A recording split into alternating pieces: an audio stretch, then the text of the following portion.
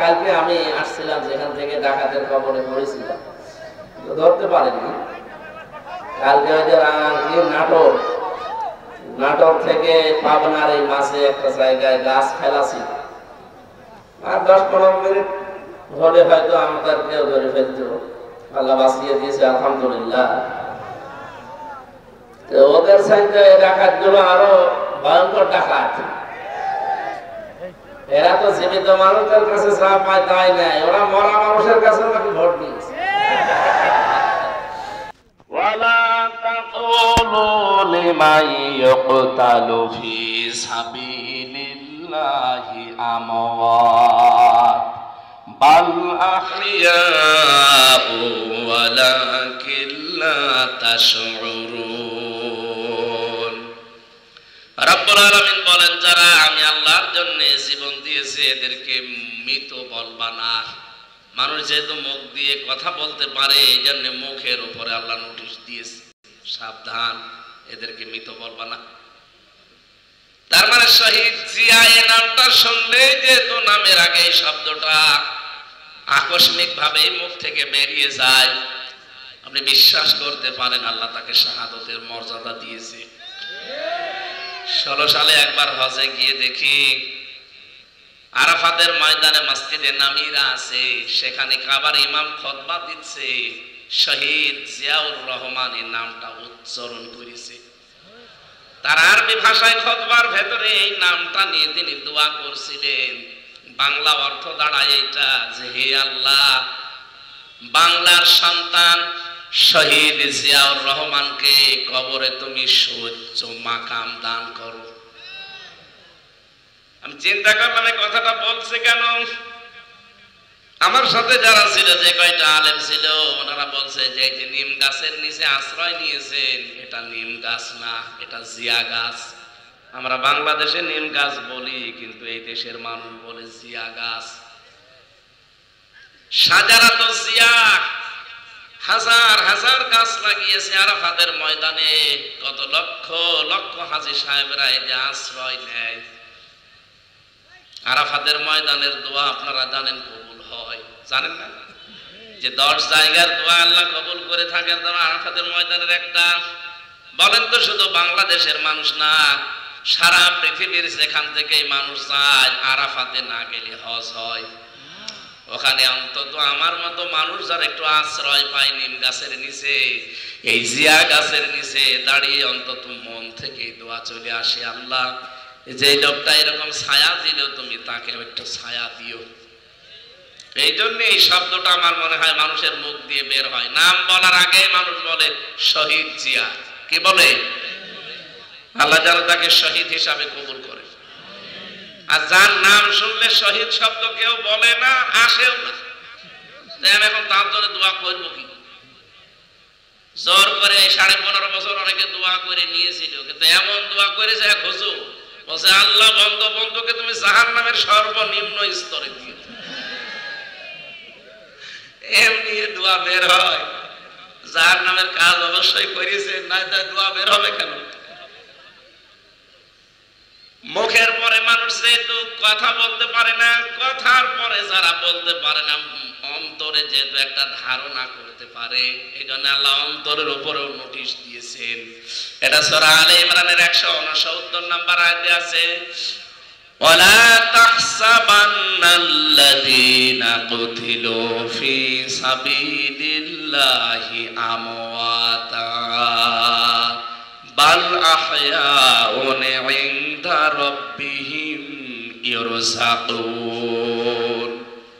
রব্বুল আলামিন বলেন, যারা শহীদ হয় তাদেরকে মরা বলবা না, মৃত বলবা না, তারা জিন্দা। জীবিত থাকলে, জেগে থাকলে যেহেতু খাওয়া লাগে, এজন্য আমি আল্লাহ নিজে তাদেরকে রিজিক দেই।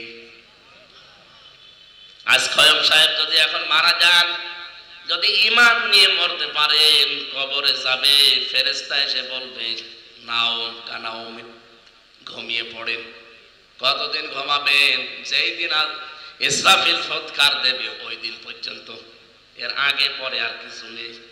তা যদি ঈমান নিয়ে মরতে পারে, খালি ঘুমিয়ে পড়বে, একবারে ফৎকার দিলে উঠে দেখবে কিয়ামত কায়েম হয়ে গেছে। কিন্তু শহীদ হলে সে ঘুমাবে না। আল্লাহ বলেন ওর কাছে আমি রিজিক পৌঁছাবো। বলেন তো ঘুমিয়ে থাকলে খাওয়া লাগে? বলেন বলেন। জেগে থাকলে? আর খাবার খেলে যেহেতু রক্ত গোশত তৈরি হয়, তাহলে শহীদ যারা হয় ওরা শুধু জীবিত না, ওদের রক্ত গোশত তৈরি হচ্ছে। এর প্রমাণ দিয়েছেন হযরতে আমির হামজা রাদিয়াল্লাহু তাআলা আনহু। তিনি যে উহুদের ময়দানে শহীদ হয়েছিলেন, তাকে ৭০ থেকে ৭২ টুকরা করেছিল কাফেররা। তার ইন্তেকালের প্রায় ৩০ বছর পরে একবার মদিনায় ঢল হওয়ার কারণে তার কবরটা ভেঙে যায়। ওই সময় যারা ছোটবেলায় যুদ্ধ করেছিল তার সাথে এখন তারা মুরব্বী হয়ে গেছে। রক্ত অনুসন্ধান করতে গিয়ে দেখে ৩০ বছর আগে মুহাম্মাদুর রাসূলুল্লাহর আপন চাচা হযরতে হামজা কাফেররা সেই জায়গায় তাকে তরবারি দিয়ে আঘাত করেছিল তীর দিয়ে, ওই কাঁচা জায়গাগুলো এখনো ফিনকি দিয়ে রক্ত বের হচ্ছে। রাজবাড়িবাসী উনি যদি খাবার না খাবেন ৩০ বছর পরে রক্ত আসলো থেকে? কথা বলে না কেন? এই যে আমরা খাবার খাই, খাবারের দ্বারা 5টা জিনিস তৈরি হয়। যে কোনো খাবার খেলে প্রথমে খাবারের নির্যাস থেকে তৈরি হয় পিত্ত রস, যেটা দিয়ে খাবার হজম হয়। 2 নম্বরে তৈরি হয় এটা দিয়ে রক্ত। 3 নম্বরে তৈরি হয় এটা দিয়ে বীর্য।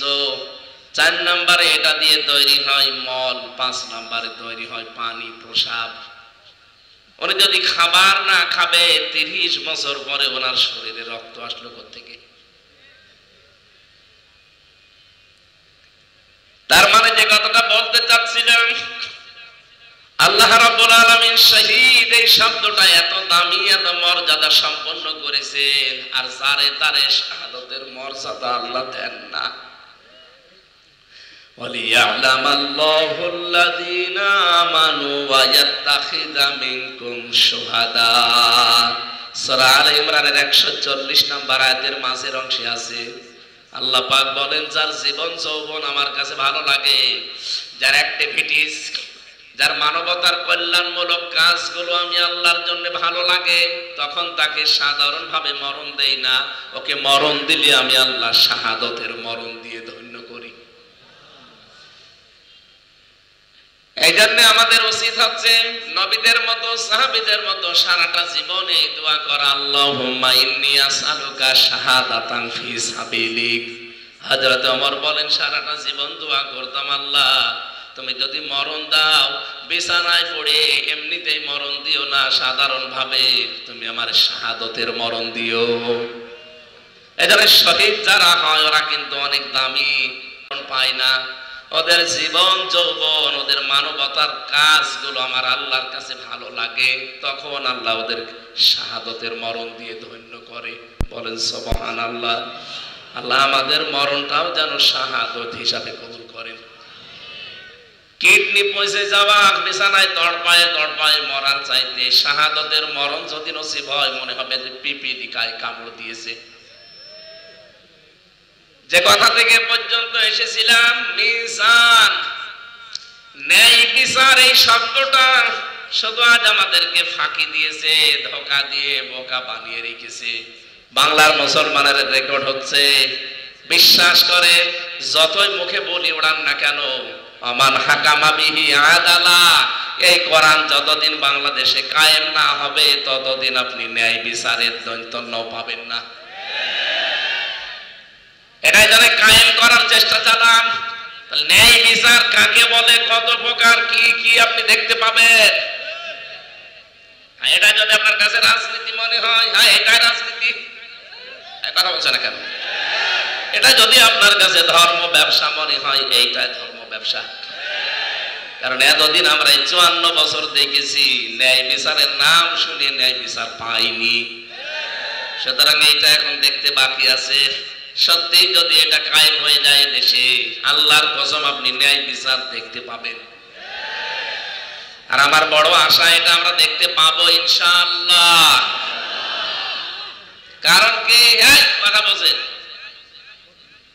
আগস্টের 5 তারিখের আগের ইন্টারন্যাশনাল জরিপগুলো দেখবেন, আমি যা বলছি সব পড়ে এবং দেখে বলছি। যতগুলো জরিপ এই দেশে আগস্টের 5 তারিখের আগে আমরা দেখেছিলাম, আমেরিকা, ভয়েস অফ আমেরিকা এটা খ্রিস্টানরা চালায়, মাইক্রোসফট এটাও খ্রিস্টানরা চালায়। আমেরিকার গোয়েন্দা বিভাগ যারা, এরা আমরা একটাও খালাতো ভাই না, চাচাতো ভাই না, মামাতো ভাই না, কথা বলে না কেন? সব আমাদের শত্রু। তারপরও রিপোর্ট দিত এই দেশের মাত্র 100 জনের 15 জন কোরআনে কারিমে এই দেশে কায়েম হোক এটা চাইতো, মাত্র 100 জনের 15 জন। কিন্তু জানুয়ারিতে রিপোর্ট বেরানো আরম্ভ হয়েছে, দেখেছেন? মাত্র 4.5 মাস 5 মাসের ব্যবধানে এই দেশে এখন 100 জনের 58 জন মানুষ চাচ্ছে দেশে কোরআনের বিধান কায়েম হোক।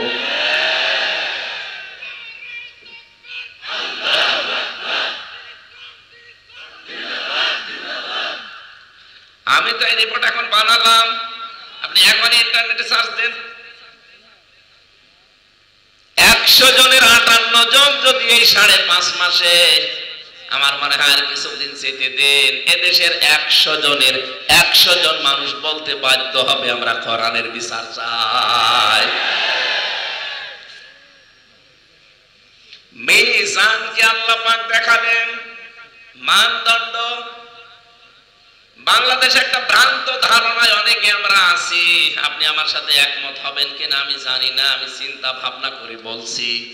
এখানে খয়ম ভাই সহ সবাই আমরা জানি মিজান মানে দাড়ি পাল্লা, আর কিয়ামতের দিন আল্লাহ দাড়ি পাল্লা আনবে, একদিকে নেকি আর একদিকে বদি তুলে দেবে, এটা জানেন না? এবার আমার প্রশ্ন, জবাব দেবেন ভাই আপনি। কিয়ামতের দিন আল্লাহ মিজানের পাল্লায় মাপ দেবেন কি? আমল। কি মাপ দেবেন? আমল মানে কাজ। বলেন বলেন, কোনদিন একটু চিন্তা এসেছে আপনার মাথায় যে আমল মানে কাজ? কাজ কি মানুষ দাড়ি পাল্লায় তুলে মাপে যে 5 কেজি কাজ? বলে চিন্তা করা লাগবে না? আফালা ইয়াতাদাব্বারুনাল কোরআন, কি হয়েছে তোদের? কোরআন নিয়ে কেন চিন্তা ভাবনা করা আসে না? আজকে থেকে আপনার চিন্তার খোরাকি দিয়ে দিলাম, ভাববেন যে কাজ কিন্তু মানুষ দাড়ি পাল্লায় তুলে মাপে না, কাজ মাপার জন্য আলাদা যন্ত্র আছে। নেই?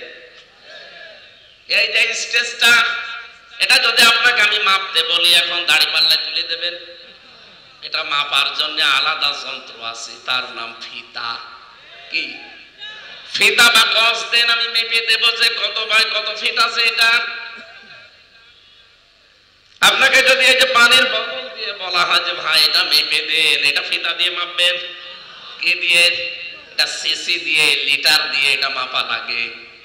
আপনাকে যদি এতগুলো এই যে লবণ আছে, এই লবণটা যদি বলা হয় ভাই মেপে দেন, ফিতা দিয়ে মাপবেন, এটার জন্য কেজি লাগবে, পাথর লাগবে, এই কথা বলেন না কেন? পৃথিবীর যত জিনিস আছে প্রতিটি জিনিস পরিমাপ করার যন্ত্র আছে না নেই? তাদের নামও আলাদা আলাদা।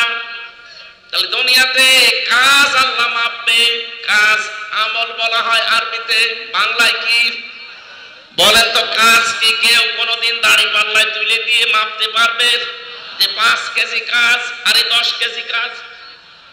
কাজ মাপতে হলে কি লাগে? গুরুত্ব লাগে। কি লাগে? গুরুত্বের ভিত্তিতে একটা কাজ পরিমাপ করা লাগে, যে কাজটা কতটুকু গুরুত্বপূর্ণ আর গুরুত্বহীন। এই যে এখানে যে স্টেজ দেখতে পাচ্ছেন, এটারও কিন্তু গুরুত্বপূর্ণ 2টা জিনিস আছে, এই খুঁটি আর এই সামিয়ানা। খুঁটি আর সামিয়ানা না থাকলে কেউ এটা স্টেজ বলবে? কিন্তু গুরুত্বহীন অনেক জিনিস এখানে পড়ে আছে। এই যে টেবিলটা, এই যে মাইকটা, এই যে ফুলের টপ, এই যে কার্পেট দেওয়া আছে, ফুল লাগিয়েছে, এটার জন্য নাও থাকে তাও কিন্তু মানুষ বলবে এটা স্টেজ। বলেন না কেন? কিন্তু খুঁটি না থাকলে আর সামিয়ানা না থাকলে পাগলও বলবে না এটা স্টেজ। আল্লাহ রাব্বুল আলামিন যত ইবাদত দুনিয়ায় দিয়েছেন, আপনি দেখবেন প্রতিটি ইবাদতে কিছু গুরুত্বপূর্ণ আর গুরুত্বহীন এগুলো ভাগ করে দিয়েছেন। যেমন নামাজের ফরজ কয়টা? 13টা। কয়টা? 13টা ফরজের যদি 12টা আদায় করেন, একটা আদায় করেননি, আপনার সওয়াব হবে কয়টা? একটাও না। এখন যদি বলেন না আমি 12টা আদায় করলাম মাত্র একটা করি না, অন্তত 12টা সওয়াব আমারে দেন, হবে? এটা যেমন সহজে বুঝলেন, এই স্টেজের খুঁটি আর সামিয়ানা বাদ দিলে যেমন এর কোনো গুরুত্ব থাকে না, আল্লাহ প্রতিটি ইবাদত এরকম ভাগ ভাগ করে কিছু গুরুত্বপূর্ণ জিনিস আমাদের আগে জানিয়েছেন। নামাজের ভেতরে গুরুত্বপূর্ণ জিনিস 13টা। রোজা ভেঙে যায় এরকম 5টা বা 7টা কারণে। কয়টা? হজ ভেঙে যায় 3টা কারণে বা 5টা কারণে। পৃথিবীর প্রত্যেকটা ইবাদত ভাগ ভাগ করে আল্লাহ আমাদেরকে এটা জানাতে চেয়েছেন যে আগে গুরুত্বপূর্ণটা আদায় করো, এরপরে গুরুত্বহীন এগুলো না থাকলেও কিন্তু তোমার কাজ হয়ে যাবে। একজন জবাব দিয়ে দেন, কিয়ামতের ময়দানে আল্লাহ যখন আপনার কাজ মাপবেন, গুরুত্বের ভিত্তিতে মাপতে গিয়ে এই কোরআনে আল্লাহ গুরুত্বপূর্ণ কাজ দিয়েছেন 500টা। কয়টা? বলেন বলেন। আপনি কোরআন যারা পড়তে পারে দেখবেন শরীয়তের বিধান আছে এর ভেতরে 500। আপনি 499টা মানেন কিন্তু একটা মানেন না, আপনার সওয়াব হবে কয়টা? নামাজের 12 ফরজ আদায় করলে একটা ফরজ আদায় না করলে যেমন পুরা নামাজ বাদ, একটা সওয়াব হয় না, 0 বা 0 হয়। এই দুনিয়াতে আমাদেরকে আল্লাহ 500টা ফরজ বিধান দিয়েছেন, আমরা অনেকে 499টা মানি, কিন্তু একটা মানার ক্ষেত্রে গড়িমসি করি, বাদ দিয়ে দেয়। কিয়ামতে আপনার আমল নামা যখন আল্লাহ মাপ দেবে, আল্লাহর কসম আপনার 0 হবে, 0 হবে। এবার আসেন নামাজের 13 ফরজের প্রথম ফরজ কি? শরীর পাক। কি বললাম তো, একজন জবাব দিয়ে দেন, হয়ে যাবে।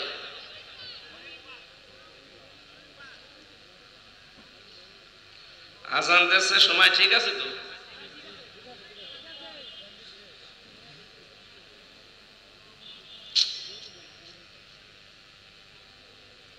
না, এভাবে তো কথা বোঝানো যাবে না।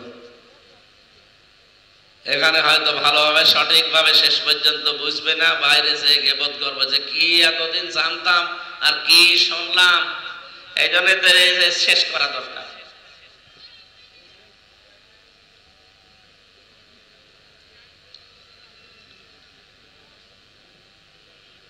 নামাজ তো 1:30, আমার তো 40 মিনিট হয়েও গেল, কথা তো শেষ করতে এখন তো 15-20 মিনিট দরকার। 20 মিনিট এখানে নামাজ পড়বেন আপনারা?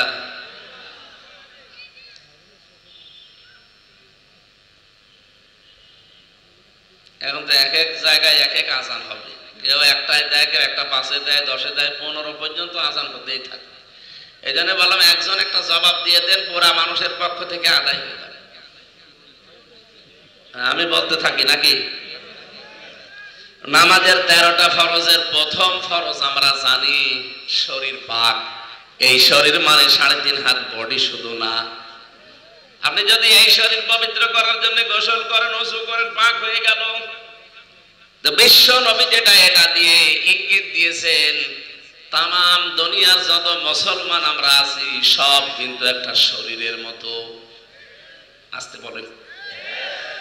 নবীজি বলেন তাম দুনিয়ার যত উম্মত আমার সব একটা শরীরের মতো। যদি পৃথিবীর কোন প্রান্তে একটা মুসলমান কষ্ট পায়, বাংলাদেশে আপনাকে উফ আহ করা লাগবে। কারণ আমার শরীরের কোন জায়গায় ব্যথা হলে পুরো শরীর যেমন অস্থির হয়ে পড়ে, তাম পৃথিবীর কোন জায়গায় যদি মুসলমান আনন্দ পায়, আপনাকেও আনন্দিত হওয়া লাগবে। যদি ক্ষতি হয় কারো, আপনারও দুঃখ পাওয়া লাগবে। সেই সিস্টেম আমাদের ভেতরে আছে? নেই। আমার নিজের আপন ভাই মরে যাচ্ছে, আলাদা দল করে, এজন্য জানাজায় পর্যন্ত অনেকে যায় না। এই সিস্টেম কিন্তু 15.5 বছর ওরা বানিয়ে ফেলেছিল। সবচাইতে ভয়ঙ্কর কাজ এটা। আমার নিজের আপন ভাই মরে গেছে, খালি আলাদা দল করতো, এই জন্য মরে গেছে, ওর জানাজায় পর্যন্ত যেতে দেয় না। আমার বংশ কুষ্টিয়ায়, আমার বাড়ি। আস্তাগফিরুল্লাহ, নাউজুবিল্লাহ, থক্কু বলে বলছি, বলতাম না। 14 বংশ আমার সব ওই আল্লাহর ওলির মুরিদ, সব আওয়ামী লীগ করে। এখন হাওয়া পাল্টানোর পরে সব পরিবর্তন হয়ে গেছে। তো যিনি আমার চাচা ছিল উনি চেয়ারম্যান, দাদা ছিল আগে, এখন চাচা ছিল। এই লোকটা হানিফ সাহেব আছে না, হানিফ সাহেব ওনার ডান হাত ওই এলাকায়। আমার এমন মাহফিল করে আসলাম, জেল থেকে বের হওয়ার পরে এক অনুষ্ঠান করে বাড়িতে গেলাম। আমার বলছে আসেন একটু খাবার খান। চাচা ডাক দিয়েছে বাবার, আমি দুইজনে গেলাম, খাবার খেয়েছি। এটা আবার কে পৌঁছিয়ে দিয়েছে ওনার কাছে। উনি পরের দিন গরম দিয়েছে চাচারে, আর হামজারে ডাক দিয়ে খাবার খাওয়ালে। আমার ভাইয়ের ছেলে, ভাইয়ের ছেলে হলেও খাওয়ানো যাবে না। আমরা যে দলে আছি এ দলে অন্য কোন দলের লোক খেতেও পারবে না। আমি ইঙ্গিত দিলাম, কত নিচে নেমেছিলে মানুষগুলো, আপনি টের পেয়েছেন? এই জন্য বলছি আমরা মুসলমানের যে প্রথম চিহ্নটা, তাম দুনিয়ার 210 কোটি মুসলমান হবে একটা শরীরের মতো, এইটা আমাদের নবীজি শিখিয়েছেন। কিন্তু সেই শিক্ষা থেকে বহু দূরে 15.5 বছরে এই ডাইনি মহিলা আমাদেরকে নিয়ে চলে গেছে। শুধু দল করলে সব মাপ, দলের বাইরে গেলে সব দোষ তার। এই জন্য আমরা বলতে চাচ্ছি নামাজের প্রথম ফরজ যেহেতু শরীর পাক, এই শরীর আপনার 3.5 হাত বডি, এই শরীর আপনার পরিবার, এই শরীর আপনার সমাজ, এই শরীর আপনার রাষ্ট্র, এই শরীর আপনার পৃথিবী। এখন যদি আমি রাজবাড়ির এই জায়গা থেকে, এখানে দামি মসজিদ কোথায় আছে আমি জানি না, ওখানে মনে করেন যাচ্ছি নামাজ পড়তে, রাস্তার ভেতরে যাওয়ার সময় দেখি একজন বেপরদা মহিলা, বুকে কোনো ওড়না নেই, দাঁড়িয়ে আছে, মাথায় কোনো কাপড় নেই, শাবনুরের মতো দাঁড়িয়ে আছে। শাবনুরকে তো চেনেন না আপনাদের জেলার, এই যে রোজিনা, রোজিনা দাঁড়িয়ে আছে। আপনি দেখে বললেন আস্তাগফিরুল্লাহ, নাউজুবিল্লাহ, এভাবে মানুষ থাকে? চলে গেলেন ওখান থেকে, নামাজে দাঁড়িয়েছেন, তেলাওয়াত করছেন আপনি আলহামদুলিল্লাহি রাব্বিল আলামিন, আর মাঝে মাঝে মনে হবে আমি কি দেখলাম। বেশি বলছে, এটা মনে হবে না? এখন কি আপনি রোজিনাকে মেরে ফেলবেন? রোজিনা একটা মসজিদ বানিয়েছে, মেরে ফেলবেন? কি করবেন? তাকে পবিত্র করা লাগবে। তাকে পবিত্র করার জন্য গোসল দিলে, ওযু দিলে হবে। কি দেওয়া লাগবে? পর্দা। বলেন বলেন। আর এই পর্দা দিতে পারে রোজিনার স্বামী, রোজিনার বাবা অথবা রাষ্ট্র। আমি বললে হবে? তাহলে আমাদের পরিবার, সমাজ, রাষ্ট্র পবিত্রকরণের জন্য পর্দা দরকার। এই রোজিনা, এই শাবনুরের বাস্তবতা এটা। এটা ওয়াজের দ্বারা, নসিহতের দ্বারা হয় না, এটা হয় খুব কম। এটার জন্য আইন লাগে। আরো জোরে বলেন। 2 জন মহিলা পরপর আমরা পাঠিয়েছি, তারা যদি আইনটা পাশ করে ফেলতেন যে বেপরদা কোনো মহিলা রাস্তাঘাটে যেন পাওয়া না যায়, জীবনও এদেশে আলেমদের পর্দার ওয়াজ করা লাগতো না। নামাজ আমাদের শিক্ষা দিয়ে গেল যে মেন জিনিস কিন্তু এইগুলো, শরীর পাক, কাপড় পাক, নামাজের জায়গা পাক, কিবলামুখী হওয়া, এগুলো পড়েননি জীবনে? আল্লাহ নামাজ দিয়ে আমাদেরকে এইটাই জানাতে চেয়েছেন, গুরুত্বপূর্ণ কাজগুলো আগে করো, আর গুরুত্বহীন কাজও আছে। যেমন নামাজের ভেতরে 14টা ওয়াজিব, কেউ যদি একটা ছেড়ে দেয় নামাজ হবে না তা না, হবে, কিন্তু সসিজদা দেওয়া লাগবে জরিমানা হিসাবে। কথা বলে না কেন? সুন্নাত আছে 12টা, আপনি যদি আদায় করেন তো ভালো, আদায় না করলেও আপনার নামাজ হবে। নামাজ ভাঙার কারণ আছে 19টা, যদি আপনি ইচ্ছা করে কোনোটা ছেড়ে দেন আপনার নামাজ নষ্ট হয়ে যাবে। মুস্তাহাব আছে, মুবাহ আছে, নামাজের অনেক নিয়ম নীতি আছে, কিন্তু আসল বিষয় হচ্ছে গুরুত্বপূর্ণ ফরজ। কি ফরজ নামাজ বাদ দিয়ে আপনি যতই সুন্নত, নফল, মুস্তাহাব যত কিছু পড়েন, সারা দুনিয়ার সব নফল এক জায়গায় করলে 1 রাকাত ফরজ নামাজের সমান। এর ভেতরে 500টা লাইন দিলেন। একটা বারের জন্য আপনার চিন্তা আসে না যে একটা আইনও আমার এই 96 ভাগ মুসলমানের দেশে চলে না? গুরুত্বপূর্ণ হিসাবে তো এই 500 আইন আগে দরকার। বলুন, এইটা তো কায়েম করবে ফেরেশতারা। আমরা তো এই কথাগুলো আপনাকে বোঝাতে চাই যে স্টেজের যেমন খুঁটি দরকার আর সামিয়ানা দরকার নাই, তো স্টেজই থাকবে না। আপনার জীবনে এই 500 ইবাদত আগে দরকার। আপনি 499টা জানেন, আমি মানি, কিন্তু একটাকে মানি না আর অস্বীকার করি। যেমন কোরআন দিয়ে রাজনীতি করা লাগবে, এটা অনেকে মানে না আর বিরোধিতা করে। কোরআন দিয়ে যে রাজনীতি করা লাগবে এটা আছে কোরআনে 918 জায়গায়। কত? আর অনেকে বলে যে আমি খুঁজেই পাই না। আপনি পাবেন কি করে? আপনি কোরআন পড়তে পারেন? 918 জায়গায় আল্লাহ ডাইরেক্ট ইনডাইরেক্ট মিলিয়ে আয়াতগুলো দিয়েছেন আমাদের জন্য। রাজনীতি এটা কিন্তু দুনিয়ার কাজ না, এটা একটা ইবাদত। এই ইবাদত থেকে আমরা অনেকেই গাফেল। এই জন্যই তো 15.5 বছরে জালেমরা 180 মাইল বেগে চালিয়েছে। কোরআনে কারিমে আল্লাহ জানিয়েছেন, ইন্নী জাইলুম ফিল আরদি খলিফা, অবশ্যই আমি জমিনে খলিফা পাঠাবো। আল্লাহ বলেন না ইন্নী জাইলুম ফিল মাসাজিদি খলিফা, ফিল মাদারিসি খলিফা, ফিল খানকা খলিফা। এই রাজবাড়িতে অনেক খানকা আছে, দরবার আছে, আর পাশের জেলায় তো আল্লাহর ওলি আছে। কি নেই? এই দেশে বহু খলিফা আমরা দেখি, খানকার খলিফা, এমনকি কাপড় চোপড় সেলাই করে সেও খলিফা, চুল কেটে দেয় সেও খলিফা। এই কথা বলছে না? আরে ভাই, খলিফা কি খানকায় থাকার কথা, দরবারে থাকার কথা? খলিফা থাকার কথা জমিনে। ইন্নী জাইলুম ফিল ফিল, আল্লাহ কি ফিল খানকা বলতে পারতেন না? যে খানকার খলিফা হলেই তো শেষ দায়িত্ব। আল্লাহ বলেন ফিল আরদি, জমিনে থাকা লাগবে খলিফাদের। আমরা যে আল্লাহর খলিফা এটা আমরা স্বীকার করি তো? বলেন বলেন, আমাদের থাকা লাগবে কোথায়? জমিনে। কোথায়? জমিনে। আজ আল্লাহর খলিফা গুলো নেই, এই জন্য জালেমরা এরকম ছাড় পেয়েছে। যদি আমরা জমিনে থাকতে পারতাম এত 80 মাইল বেগে চালাতে পারতো না। আমরা সব আছি খানকায়, মসজিদে, মাদ্রাসায়, দরবারে। জমিন ফাঁকা পেয়েছে, যা মনে লাগে জালেম তাই করে। এখন থেকে আর করবে না। এখন আমরা থাকবো কোথায়? খানকার যারা খলিফা আছেন, দরবারের খলিফা আছেন, সব আসেন জমিনে। জমিনে যদি আমরা থাকতে পারি আর এই 500 বিধান যদি সত্যি কায়েম করতে পারি এই দেশে, এটা একটা মিনি জান্নাত হয়ে যাবে। কথা বলেন। আমি কি মিজান এটা দিয়ে যেটা বোঝাতে চাই আপনি বুঝেছেন? কিয়ামতের দিন আপনাকে দাড়ি পাল্লায় 5 কেজি 10 কেজি নেকি তুলে দিয়ে মাপবে না। আপনার ওজন হবে গুরুত্বের ভিত্তিতে। দুনিয়ায় গুরুত্বপূর্ণ কাজগুলো আপনি আগে করেছেন কিনা এইটা আগে দেখবে আল্লাহ। গুরুত্বপূর্ণ কাজই তো এটার বিধান দুনিয়ায় কায়েম করা। এটার ভেতরে আপনি নেই, আপনি শুধু আছেন খানকায় বসে বসে হো হো। আপনি কিন্তু ধরা খেয়ে যাবেন। আমি হো হো করতে নিষেধ করছিলাম, ওটা গুরুত্বপূর্ণ না, ওটা আরো পরে।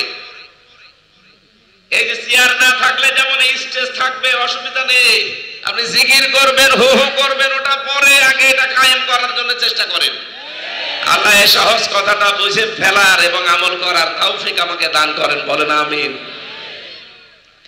দ্বিতীয় নম্বরে বিশ্বনবীকে আল্লাহ দেখিয়েছিলেন, শুধু মিজান দেখাননি, তাকে আল্লাহ দেখিয়েছেন, তাকে আল্লাহ দেখিয়েছিলেন হাউজে কাউসার, যেটা আমরা পাওয়ার জন্য আশা ধরে বসে আছি যে কাউসারের পানি নবী আমাকে দেবে দেবে, কিন্তু আপনাকে নবীর উম্মত হওয়া লাগবে।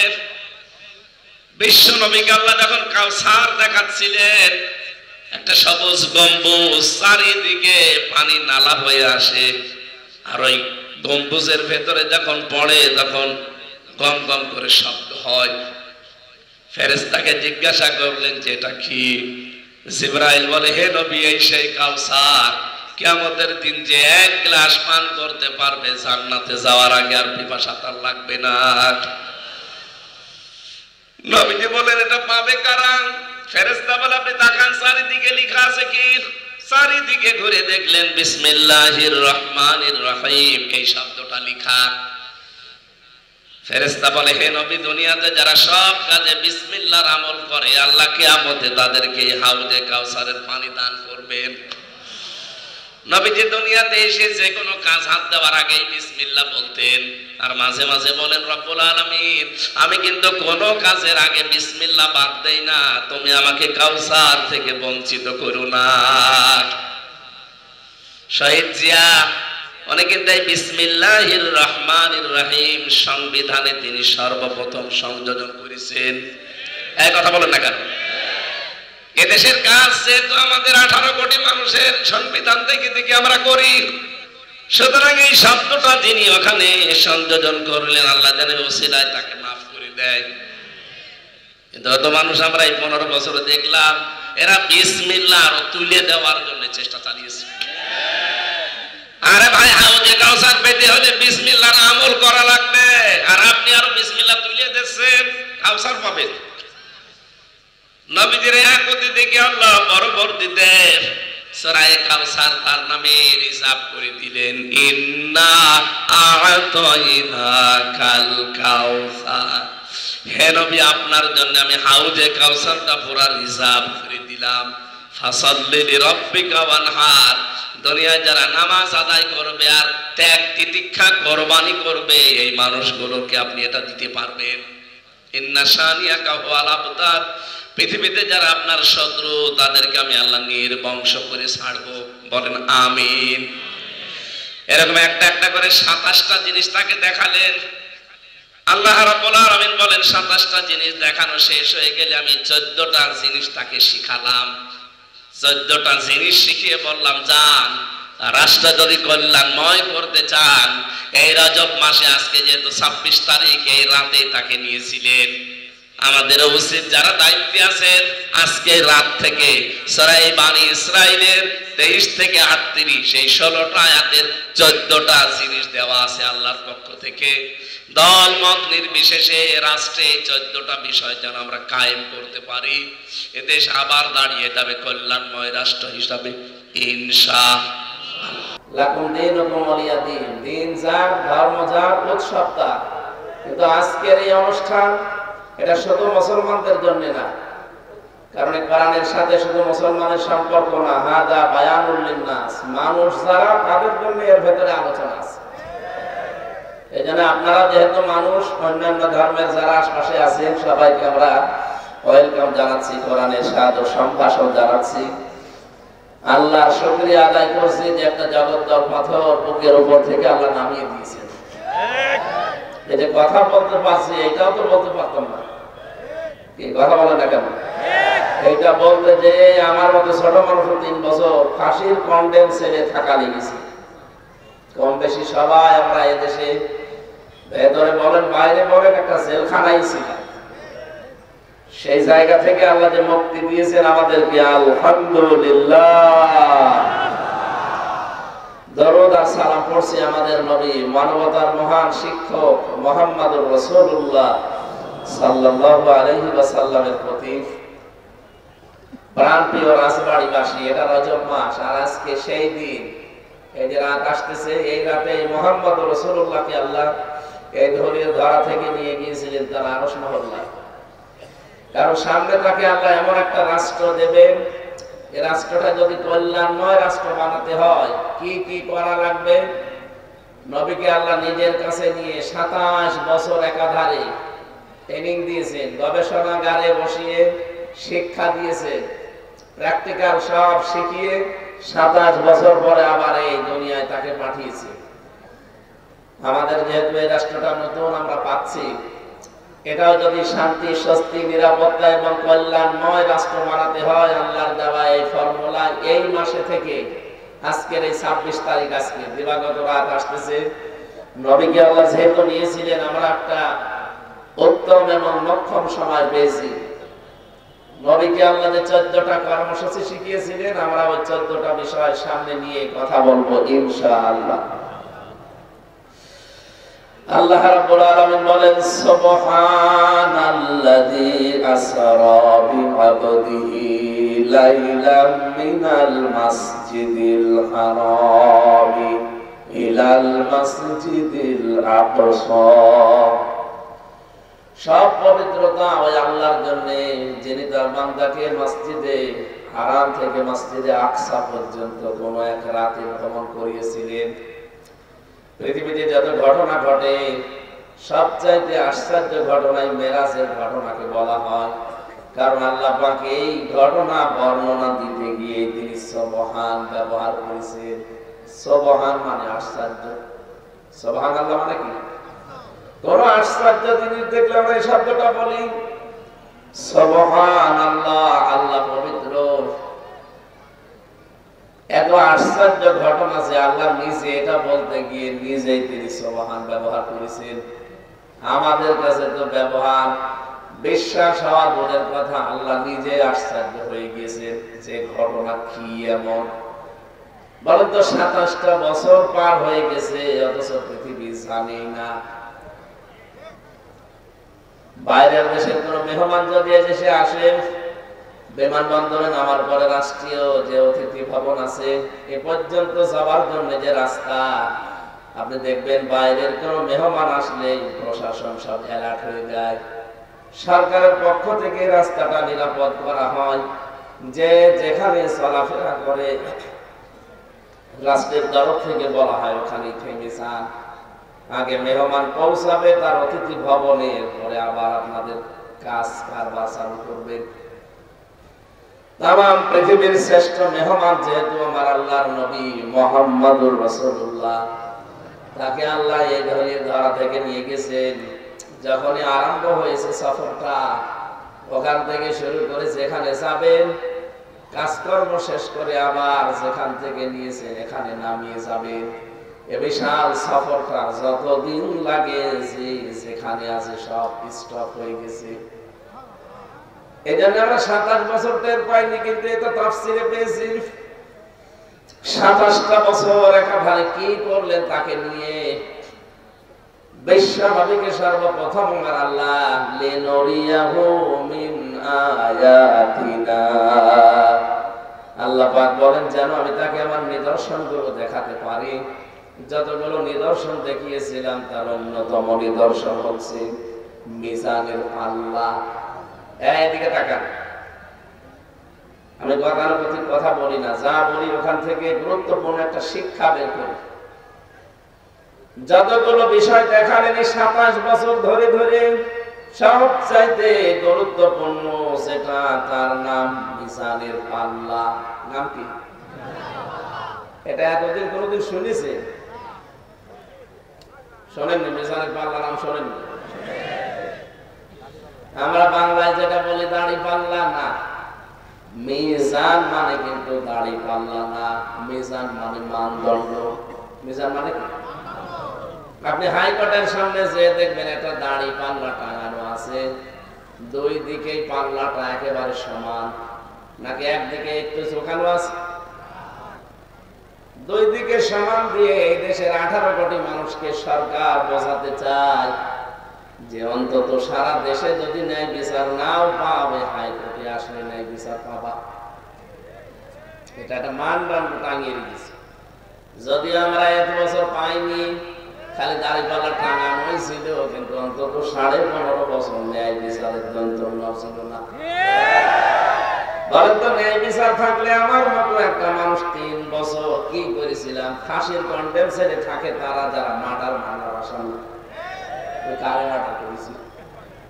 আমার যে মামলা দিয়েছিল ও শয়তান বিশ্বাস করে না।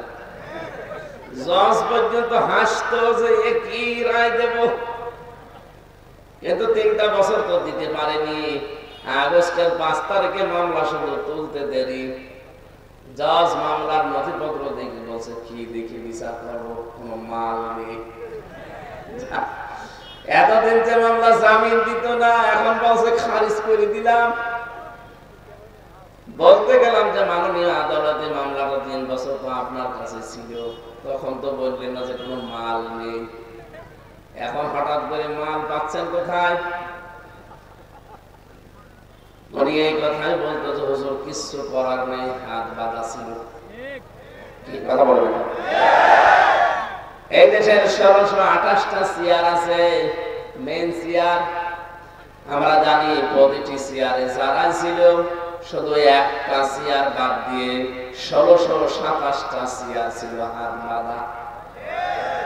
এমনকি কাওয়া কাকুরও হাত বাঁধা ছিল। উপরে উপরে বলতো চাই, একটা হাত শুধু খোলা ছিল। উনি যা বলতো তাই, ওইটাই রায়, ওইটাই বিচার। সেটা ন্যায় বিচার হোক আর অবিচার হোক। রব্বুল আলামিন এমন অপমান করে দুনিয়া থেকে, বিশেষ করে আমাদের কাছ থেকে তাড়িয়ে দিয়েছে। আমার মনে হয় পৃথিবীর ইতিহাসে এত অপমান আর কাউকে করেনি। এটা ময়লার বস্তা। 257টা রাষ্ট্র কেউ নিতে রাজি হয়নি। স্বামী স্ত্রী পাতিয়েছিল, এটা আমরা বন্ধ পাতাই না।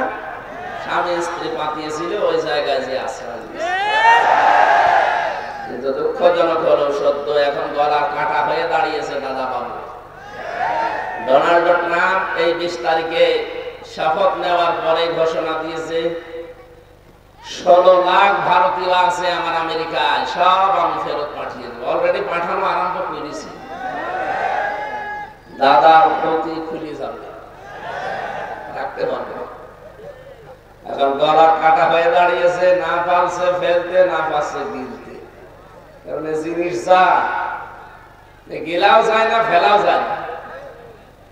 যারা একে রেখে গেছে, এই যে মেজর ডালিম এখন বলতেছে না যে 2 বোনকে রেখে গিয়েছিলাম বাংলার জনগণ যেন পরবর্তীতে আমাদের গালি না দেয়। এরা যে কত মানে নিকৃষ্ট মানুষেরা, এদের মন যে কত ছোট। একটা বিধবা মেয়ে লোককে বাড়ি থেকে এক কাপড়ে বের করে দিয়েছে। শহীদ জিয়াউর রহমান তার স্ত্রীকে এক কাপড়ে বের করে দিল না। আল্লাহুম্মা আমিন। লা ইলাহা ইল্লা আনতা সুবহানাকা ইন্নী কুনতু মিনাজ জালিমিন। রব্বুল আলামিন ফরজ নামাজ আমাদের সামনে, এজন্য আমরা আর চালাতে পারলাম না, শেষ করে দিলাম। যতটুকুই বলেছি আল্লাহ তুমি আমাদের প্র্যাকটিক্যাল লাইফে আমল করার তৌফিক দাও। এই অনুষ্ঠানে যদি সওয়াব দিয়েই থাকো, নবীজির রওজায় পৌঁছিয়ে দাও। যত মানুষ এলাকার মাটির নিচে ঘুমিয়ে আছে, মেহেরবানি করে তাদেরকে তুমি ক্ষমা করে দাও। আমি যেটা বোঝাতে চেয়েছি, আমি আশা করছি সবাই আমরা কম বেশি এটা বুঝে ফেলেছি। জীবনের গুরুত্বপূর্ণ কাজগুলো তুমি আগে করার তৌফিক দাও। গুরুত্বহীন যেগুলো, কম গুরুত্বপূর্ণ, ওগুলো আমরা পরে যেন করি। 500টা বিধান তুমি দিয়েছো, 500টাই আমাদের প্র্যাকটিক্যাল লাইফে সেট করে দাও। যারা এই মাহফিলের আয়োজন করতে গিয়ে এই সুন্দর বাগান সাজিয়েছে, এই মানুষগুলোকে কবুল করো। সম্মানিত সভাপতি জনাব অ্যাডভোকেট নুরুল ইসলাম, তোমার এই গোলামের জীবনের ভালো ভালো কাজগুলো কবুল করে নাও। প্রধান অতিথি জনাব আলী নেওয়াজ মাহমুদ খয়ম ভাইকে কবুল করো। তার মা বাবাকে মাফ করে দাও। তার মা বাবাকে মেহেরবানি করে তুমি কবরে জান্নাতুল ফেরদাউস দাও। যত অতিথি এখানে এসেছে, অতিথিদেরকে তুমি ওমরের মতো বানিয়ে দাও। মা বোনদের জন্য আলাদা করে কিছু বলার সময় পেলাম না। মা বোনদেরকে খাদিজার মতো, আয়েশার মতো বানিয়ে দাও। আল্লাহ তাআলা আগামীতে সময় নিয়ে, সুযোগ নিয়ে কোরআনের কথাগুলো আরো ব্যাখ্যা করে বলার তৌফিক আমাদেরকে দিও। মাহফিলে যারা আলোচনা রাখলেন, মাওলানা মহিউদ্দিন, মাওলানা সৈয়দ আহমেদ সহ যত আলেম এসেছে, আলেমদেরকে মঞ্জুর করো। মাওলানা হাসানুজ্জামান এসেছে সেই চুয়াডাঙ্গা উথলি থেকে, জিহাদ এসেছে, যত মানুষ দূর দূরান্ত থেকে আমরা আসলাম, আমাদেরকে মাফ করে দাও। বারাকাল্লাহু লানা ওয়া লাকুম ফিল কোরআনিল আযীম। প্রশাসনের যে ভাইগুলো আজকে দায়িত্ব পালন করলো, আল্লাহ তাদের দায়িত্বটা ইবাদত হিসাবে মেনে নাও। মরণ আসলেই যেন পড়তে পারি লা ইলাহা ইল্লাল্লাহু মুহাম্মাদুর রাসূলুল্লাহ।